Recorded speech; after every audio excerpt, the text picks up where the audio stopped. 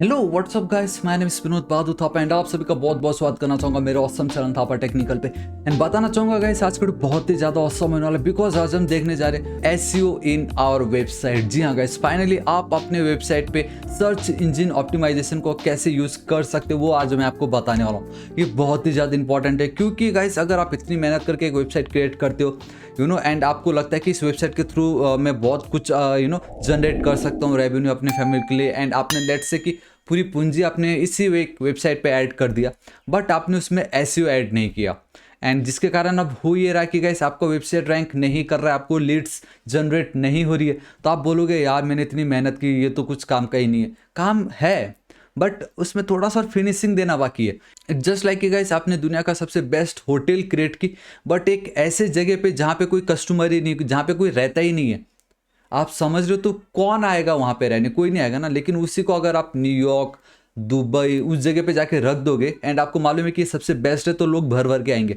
तो ये just the correct path, correct रास्ता। उसी तरीके से आपके वेबसाइट का जो करेक्ट रास्ता है यूजर तक पहुंचने का, that is your search engine optimisation. Alright, तो मैंने आपको already website testing and performance वाला जो पर्टिकुलर सेक्शन था उसमें मैंने आपको दिखाया था कि जब भी हम इसको इस तरीके से इंस्पेक्ट करते हैं, लाइट हाउस पे अगर हम चलते हैं स्पीड को टेस्ट करने के लिए, तो हम देख रहे थे कि सब कुछ तो 100 था but there is one problem जो कि था एसईओ के साथ, वो सिर्फ हमें 80% दिखा रहा था, 80%। तो गाइस जो कि अच्छा तो है नहीं। तो आज मैं आपको बताऊंगा कि उस 80 को भी आप कैसे ग्रीन सर्कल में कन्वर्ट कर सकते हो। And let me tell you guys, बहुत मजा आने वाला है। ये देखिए गाइस, अब तो सब एकदम परफेक्ट है यहाँ पे, ठीक है। सिर्फ एक एसईओ का प्रॉब्लम है and that is document does not have a meta description. That's it. What is this meta description? Metadata means क्या होता है? Data about data. आपका जो भी जानकारी है उसके बारे में जानकारी देने का, उसको हम बोलते हैं Meta data. Data about data, simple. And क्या होता है ये मेटा डेटा, कहाँ यूज होता है Meta data? All right guys, आप देख सकते हो। इतना तो आपको मालूम है कि हमारा जो HTML का स्ट्रक्चर है that is your head tag and then body tag. Head tag means एक ऐसा पर्टिकुलर सेक्शन है ये हमारे वेबसाइट का जो हमें वेबसाइट पे विजिबल नहीं होता है।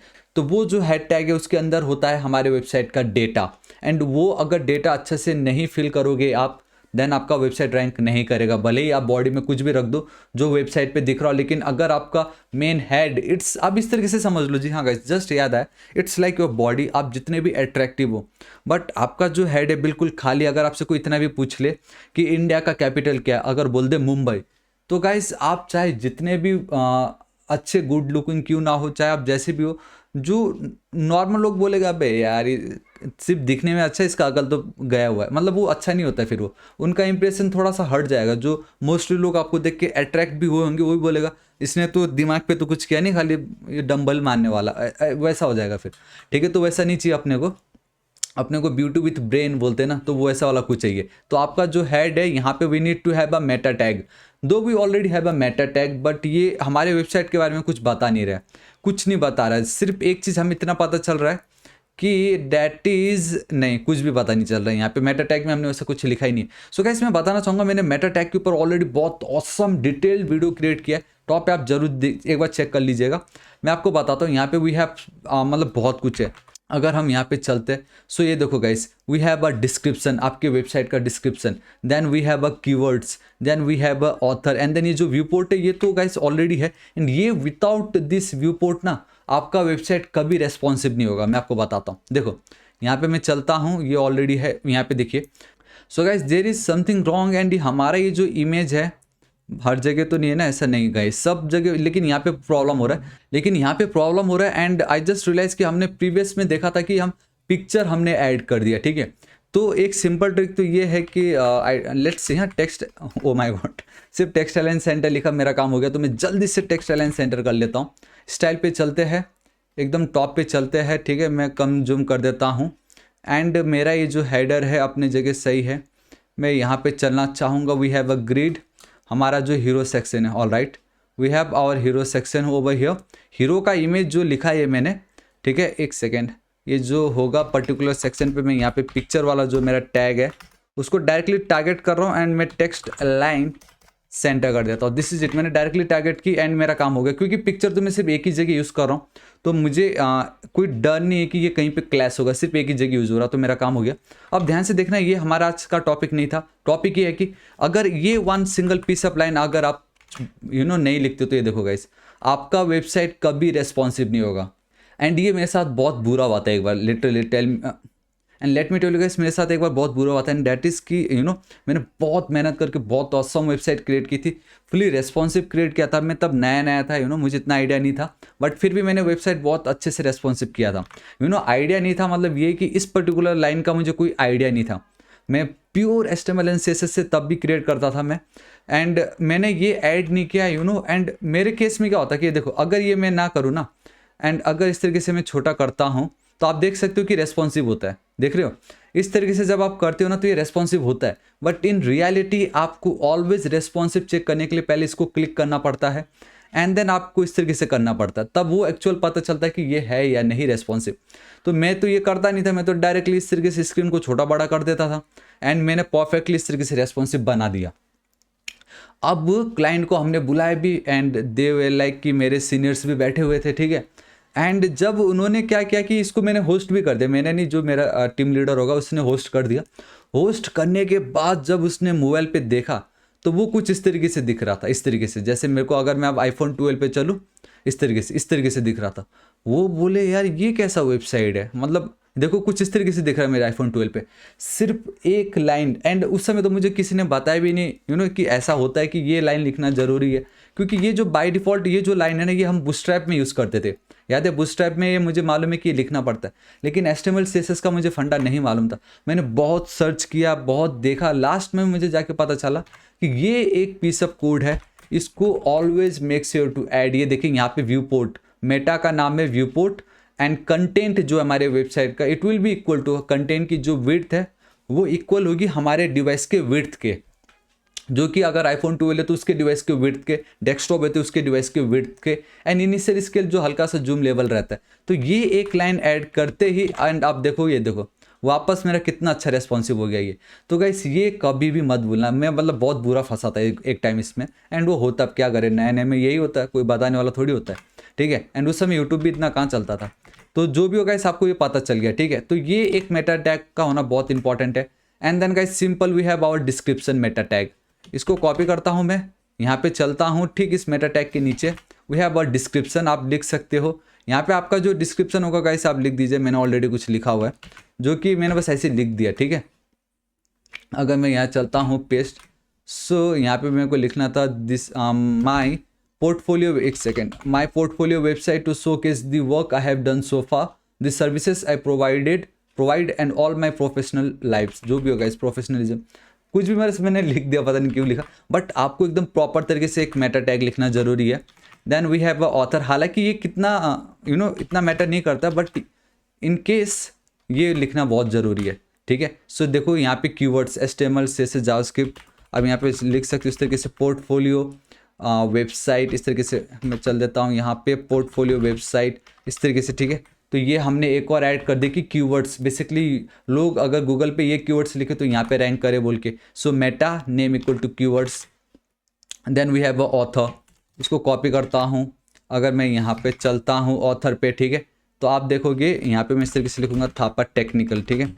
So technical, and I know guys आप में से बहुतों को लगता होगा इसका क्या काम है, तो मैं आपको बताता हूँ, ये बहुत इंपॉर्टेंट है।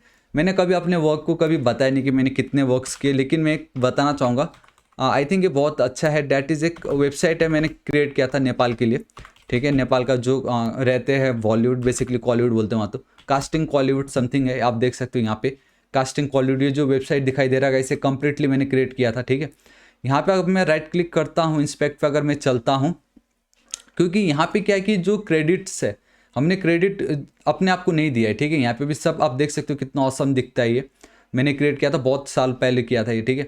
अगर मैं आप लोगों को यहाँ पे दिखाना चाहूँ टॉप पे ले चल के, ठीक है, एक सेकेंड, हेड टैग यहाँ पे है, एक काम करता हूँ मैं डायरेक्टली Ctrl U प्रेस कर देता हूँ ना, जूम कर रहा हूँ, हाँ। यहाँ पे आप बहुत क्लियरली देख सकते हो कि गाइस यहाँ पे आप देख लीजिए, अब मेटा नेम ऑथर कंटेंट, आप में देख सकते हो कंटेंट में we have a Thapa technical and Anil, basically मेरे टीम है ये, तो थापा टेक्निकल, इस तरीके से ये देखो कितना काम आता है। तो कल के दिन आप बता सकते हो कि इस वेबसाइट को किसने क्रिएट किया था इस तरीके से।